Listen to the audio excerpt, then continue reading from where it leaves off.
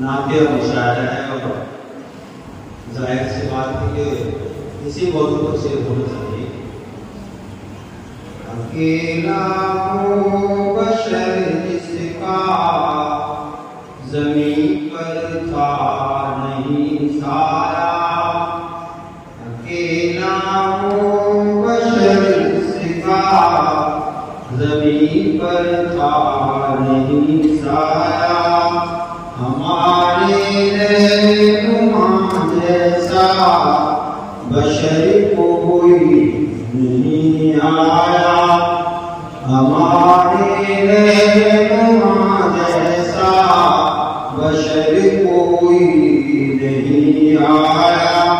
तो हमारे तालिबुल के नौजवान शौहरा थे, मैं उनकी थोड़ी सी इस्लाह के लिए मैं पढ़ना चाहूँगा।